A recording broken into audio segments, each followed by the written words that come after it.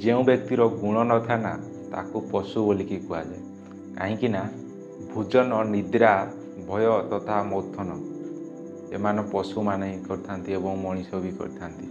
କିନ୍ତୁ ପାର୍ଥକ୍ୟ ଏତିକି ରହୁଛି ଯେ ପଶୁ ଯେଉଁଟା କରିବ ଆଉ ମଣିଷ ବି ସେଇଟା କରିବ। ତ ଇଏ ପଶୁ ସହିତ ସମାନ। ପଶୁକୁ ଯେତେବେଳେ ଭୋକ ଲାଗିବ ସେ ଖାଇବ, ମଣିଷ ଯେତେବେଳେ ମଣିଷକୁ ଭୋକ ଲାଗିବ ତ ମଣିଷ ବି ସେତେବେଳେ ଖାଇବ। ଆଉ ଯେତେବେଳେ ପଶୁକୁ ଯେତେବେଳେ ମୈଥୁନ କରିବାର ଇଚ୍ଛା ହେବ ତ ପଶୁ ମୈଥୁନ କରିବ, ଏବଂ ମଣିଷ ଯେତେବେଳେ ତାକୁ ଇଚ୍ଛା ହେବ ମୈଥୁନ କରିବା ପାଇଁ ସେ ବି କରିବ। ଏବଂ ପଶୁକୁ ଯେପରିକା ଭୟ ଲାଗିଥାଏ ତ ମଣିଷକୁ ବି ସେପରିକା ଭୟ ଲାଗିଥାଏ। ଏବଂ ପଶୁକୁ ଯେତେବେଳେ ନିଦ ଲାଗେ ତ ପଶୁ ବି ଶୋଇଥାଏ, ଏବଂ ମଣିଷକୁ ଯେତେବେଳେ ନିଦ ଲାଗିଥାଏ ତ ମଣିଷ ବି ଶୋଇଥାଏ।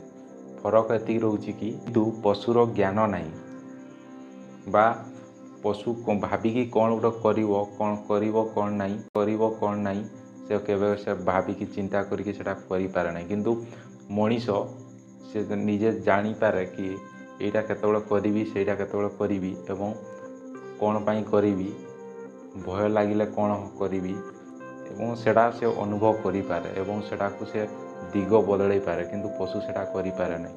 ଏବଂ ଯଦି ପଶୁ ସହିତ ସମାନ କଲା ତ ପଶୁ ଯେଉଁଟା କରିବ ମଣିଷ ସେଇଟା କଲେ ତ ତାକୁ ପଶୁ ସମାନ କୁହା। ଦେଖନ୍ତୁ, ମଣିଷକୁ ଜ୍ଞାନ ଶକ୍ତି ଭଗବାନ ଦେଇଛନ୍ତି ଏବଂ ଜ୍ଞାନର ଆଧରଣ କରିକି ସେ କ'ଣ କରିବ କ'ଣ ନାହିଁ ତାକୁ ଏ ଶକ୍ତି ଦେଇଛନ୍ତି। ପଶୁକୁ ସେ ଜ୍ଞାନ ଶକ୍ତି ଭଗବାନ ଦେଇନାହାନ୍ତି।